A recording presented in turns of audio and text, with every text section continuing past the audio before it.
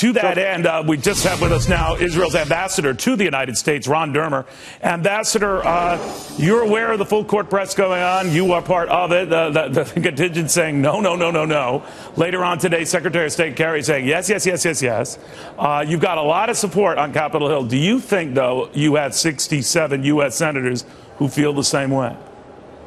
We might. I'm speaking to a lot of people on both sides of the aisle over the last few days since this deal was announced. And I tell you, there's a lot of skepticism about the deal. And I want to do everything I can to make clear how Israel thinks about this deal and to take them through what the problems are for us. We don't believe that this deal blocks Iran's path to a bomb. We think it actually paves Iran's path to an entire nuclear arsenal.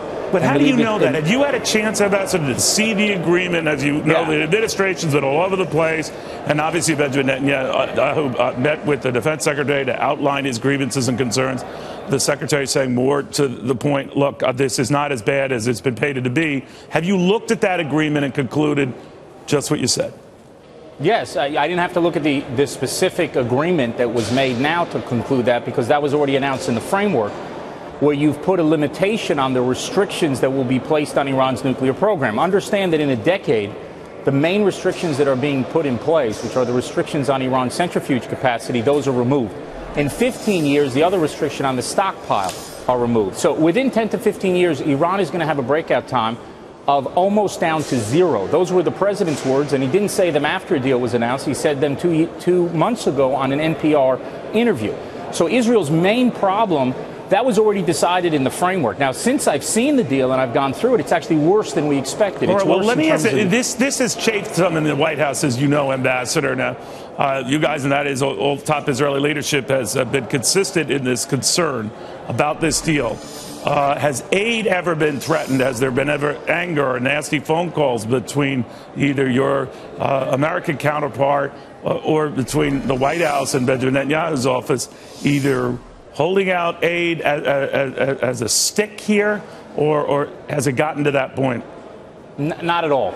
Not at all. The United States administration wants to engage with us to deal with what would happen in the aftermath of this deal going through. And those are discussions that we're not having right now, because we think the worst thing for Israel is for this deal to go through. And we think there's still time. I cannot imagine, Ambassador. I know you've been working hard on this, but I'm also aware of the real political hardball that goes on behind the scenes. I cannot imagine that, given the war words back and forth between our two countries over this issue, that it hasn't gotten beyond just nasty words, that it's elevated to the push of aid getting compromised, or maybe not as much. At no time, and I can speak with authority as Israel's ambassador. Look at me in the eyes right now via that camera. Is that exactly? At no time has there ever been any threats to cut off assistance to Israel at any time, and I don't expect that will happen. We have a policy disagreement with the administration. They believe that this makes Israel and the United States safer. I don't question the sincerity of the president or the Secretary of State when they say that. Well, we have a completely different Was Israel promised anything to ease up its criticism of the deal? If not aid that would be compromised, maybe some benefits financially or otherwise for you that would ease the pain of this?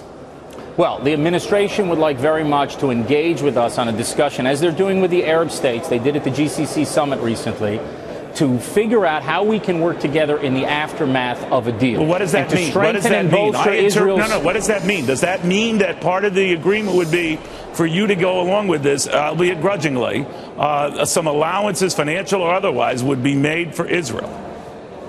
No, they want to bolster Israel's security in the wake of a potential deal. And what the Prime Minister just recently said was, why would you need to compensate Israel for a deal that actually makes Israel stronger? We think this deal is going to endanger Israel. We think it's going to endanger the region. We think it's going to endanger the world.